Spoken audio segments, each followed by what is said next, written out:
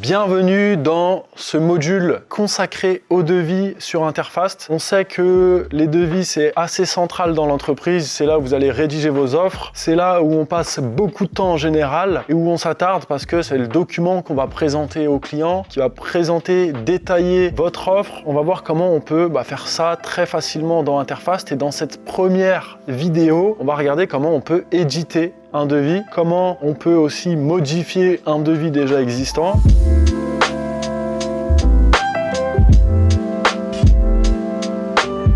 Et donc sans plus tarder, je vais dans mon onglet devis.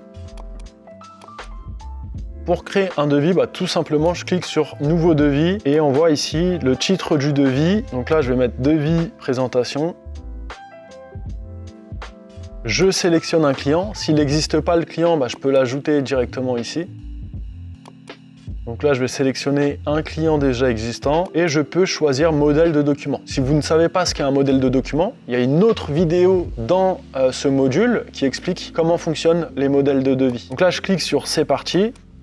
Et j'accède à l'édition du devis. Donc là, sur cette page, j'ai pas mal de petites informations. La première, c'est que j'ai plusieurs onglets ici, SAV, chantier, maintenance, et je vais pouvoir relier mon devis à une intervention, à une maintenance ou à un chantier. Bien évidemment, c'est pas obligatoire. Si je reclique dessus, on voit ici que je peux sélectionner un chantier. S'il n'existe pas ce chantier, je peux le créer. Encore une fois, il y a mille et une possibilités avec les devis. En général, le chantier, on le crée une fois que le devis est accepté. Ça aurait pu être un devis de travaux supplémentaires. À ce moment-là, je vais sélectionner un chantier pour mon devis. Donc là, je vais pas le faire. On voit ici, en dessous du bouton enregistrer, où je vais pouvoir enregistrer mon devis au fur et à mesure, une ligne où on voit en fait la distinction entre la main d'œuvre et la fourniture. Donc on va regarder, on va voir ensemble comment ça fonctionne, mais très simplement, en fait, on va vous permettre de savoir combien vous avez chiffré en fourniture et combien en main d'œuvre. Et pour la main d'œuvre, pour savoir combien vous avez chiffré en main d'œuvre, il y a trois possibilités. Lorsque on va ajouter une ligne, tout simplement dans les unités de choisir heure, minute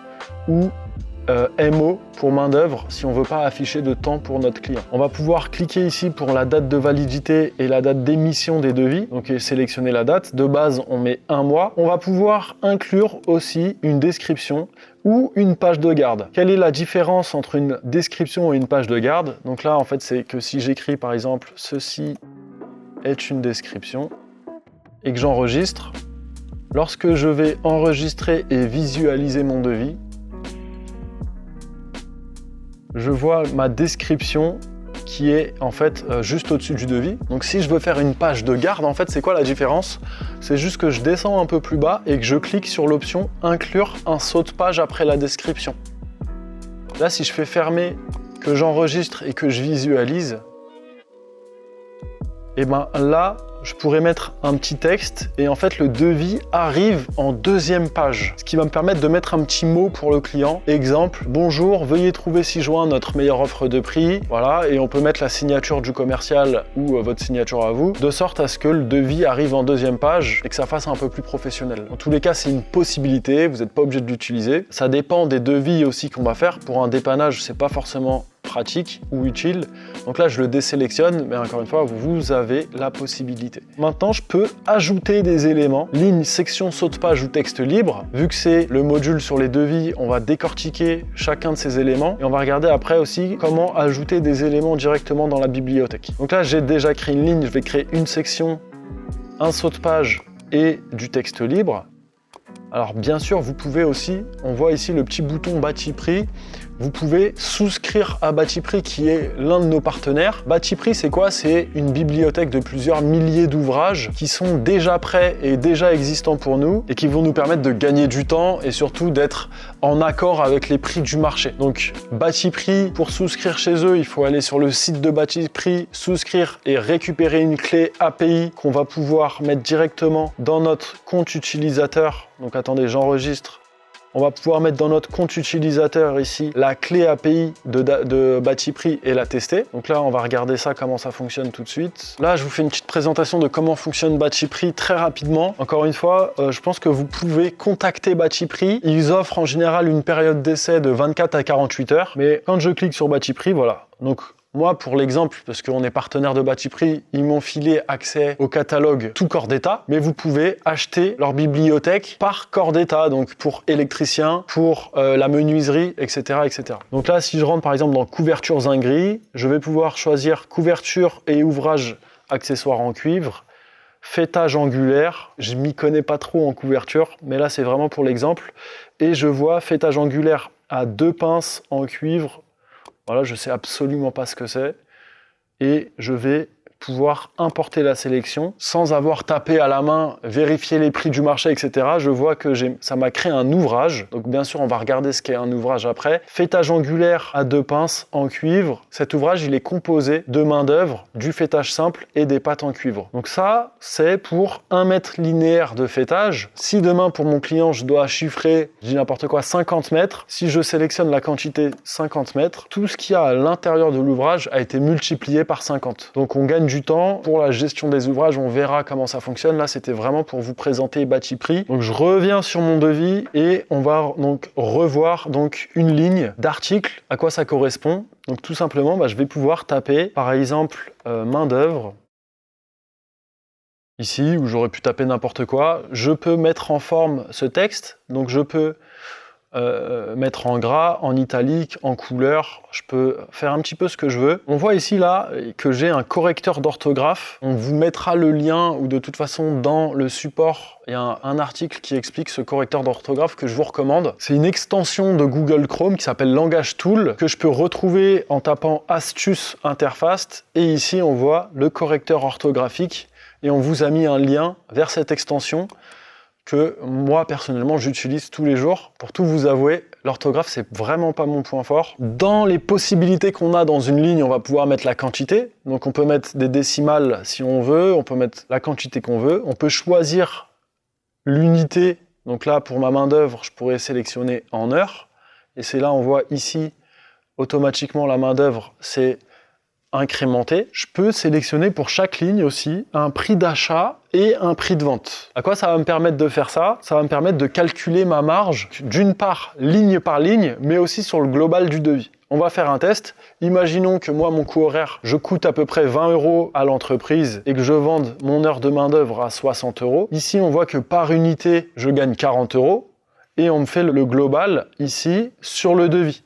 Ça, c'est super important. Lorsque je fais un devis, c'est pour gagner de l'argent et pas faire juste plaisir au client. On permet de suivre la marge directement tout en bas du devis. Si ma marge est négative, imaginons que je vende mon heure plus cher, on vous affiche la marge en rouge pour vous prévenir qu'il y a un problème. Donc ça, c'est une possibilité qui est sympathique. Je vais pouvoir sélectionner le taux de TVA que je veux. Et dans les options, ici, on voit qu'on peut ajouter des images sur chaque ligne, une ou plusieurs images par ligne. Et donc là, je viens d'ajouter l'image et je la retrouve directement. Donc si j'enregistre et que je visualise mon devis, je vois que j'ai des images, enfin une image en l'occurrence. Qu'est-ce qu'on peut faire d'autre? On peut définir aussi une ligne comme optionnelle. En ayant défini une ligne comme optionnelle, donc je vois ici qu'il y a la mention option et que cette ligne, c'est enlevé du total du prix. Donc ça peut être pratique des fois parce que les clients, quand ils regardent le devis, ils vont directement en bas à droite sans forcément regarder ce que vous leur avez chiffré. Et on peut aussi donc créer un article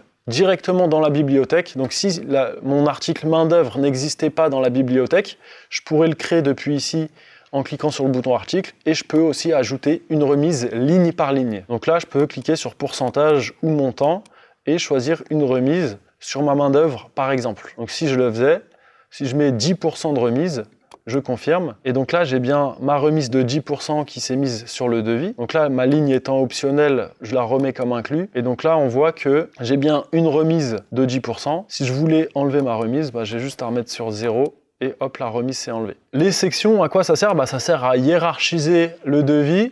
Et donc, en fait, on va pouvoir mettre plusieurs lignes dans une section. On peut aussi créer des sous-sections. Donc si je crée une section et que je glisse une section dans une autre section, voilà, on voit et on arrive en fait à comprendre directement avec la numérotation. D'ailleurs, dans les paramètres du devis, dans le logiciel, on peut choisir d'activer ou non la possibilité de numéroter les lignes. Donc là, j'ai rien écrit, c'est pas grave, j'enregistre, je vous montre en direct. Je vais dans mon entreprise, paramètres, présentation et ici tableau, numérotation automatique. Et donc là, je vois que en fait toutes les lignes maintenant sont numérotées. si je retourne dans mon devis, ici je vois que les lignes sont numérotées. Donc là, je retourne dans la modification. Et donc là, on va imaginer, par exemple, que si je fais une maison, et là, je vais faire la salle de bain. Et dans la salle de bain, je vais vouloir faire une sous-section qui s'appellerait, par exemple, fourniture et pose du carrelage. Ok ? Donc là, on remercie mon extension de correction orthographique. Hop, et j'ai ma sous-section. Dans cette sous-section, je pourrais rajouter une ou plusieurs lignes. Donc par exemple, ma main-d'œuvre, le carrelage en question. Bien évidemment, ce qui est intéressant, c'est de mettre l'image du carrelage. Je pourrais rajouter mon joint, ma colle, etc., etc. Donc là, je vais pouvoir glisser mes lignes à l'intérieur et donc mettre mon joint gris, par exemple, hydrofuge. Je peux rajouter ma colle à carrelage, colle flex, par exemple, hop, et mon carrelage. Et donc là, j'ai une section, salle de bain, qui comprend une sous-section fourniture et pose du carrelage, qui comprend de la main-d'œuvre, un joint, de la colle flex et du carrelage. Je peux ajouter un saut de page. Donc le saut de page, ça sert à quoi? Des fois, ça va vous arriver, mais vous allez créer une ligne et cette ligne d'article, elle sera comprise entre deux pages. Et vous allez vouloir que cette ligne, elle soit que sur une seule page. Donc en mettant le saut de page et en l'intercalant pile poil au bon endroit, en visualisant votre devis, vous allez forcer le fait que la ligne suivante du saut de page soit sur la page d'après. Exemple, là je rajoute une ligne. Donc là j'écris test. J'ai bien mon saut de page qui est avant cette ligne et du coup, en visualisant le devis, là j'ai bien mon saut de page après et ma ligne qui passe sur la page suivante. Donc ça peut être pratique, surtout quand on est des fous de l'esthétisme comme moi. Pour le bouton ajouter un élément, on peut aussi ajouter du texte libre. Le texte libre, c'est quoi? C'est une ligne où on n'a pas envie de mettre des prix, on a envie de mettre une mention pour le client. Par exemple, attention, dans ce devis n'est pas compris tel ou tel élément. Ou de mettre en avant du texte ou pour X ou Y raison. Mais voilà, vous pouvez écrire du texte libre. On va pouvoir le mettre en couleur, par exemple, pour que le client voit directement ce qu'on veut mettre, etc., etc. Maintenant, ajouter un article. Là, on va vous permettre d'aller chercher dans votre bibliothèque de prix des lignes d'articles ou des ouvrages, parce que, oui, ajouter des éléments à la main, c'est bien gentil, mais ça prend du temps. Si vous avez déjà composé une bibliothèque, là, on va pouvoir aller chercher directement une ou plusieurs lignes d'un seul coup.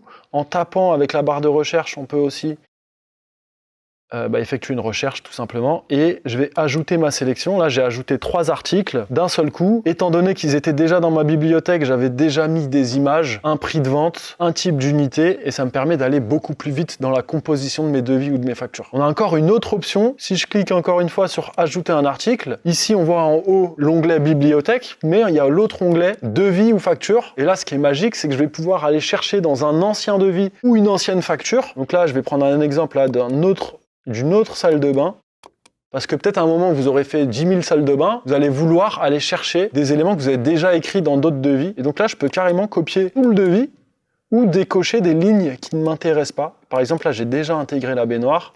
Je fais terminer et automatiquement, c'est venu me recopier mon ancien devis. Donc ça, c'est la magie d'Interfast. L'idée, encore une fois, c'est de ne pas passer 3 heures sur ces devis, c'est d'aller vite tout en conservant un niveau de qualité élevé. Donc là, vous vérifiez votre devis, tout est bon, tout est nickel. Encore une fois, c'est un exemple. Et on peut enregistrer et visualiser le devis. Donc là, je visualise, j'estime que tout est bon. Je vais regarder les options maintenant. On va passer en bas de page, on va regarder les options disponibles sur cette page de devis. Auto-liquidation de la TVA. Donc si je suis en sous-traitance, je vais pouvoir activer cette option, ça va me proposer de mettre toute la TVA à 0.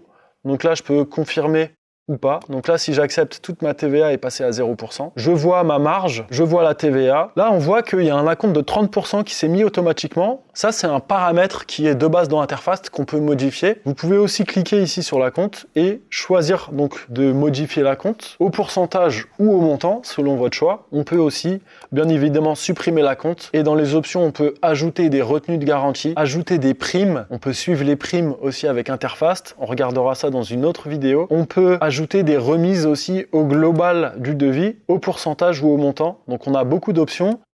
Ici, on voit la petite baguette magique. Alors ça va en plaire à plus d'un. On peut sélectionner un coefficient de marge général, en fait, pour tout le devis. Donc là, moi, j'ai mis des prix qui sont fluctuants d'une ligne à l'autre. J'aurais pu choisir que mes prix d'achat, par exemple, et mettre un coefficient de marge qui va s'appliquer à toutes mes lignes d'un seul coup.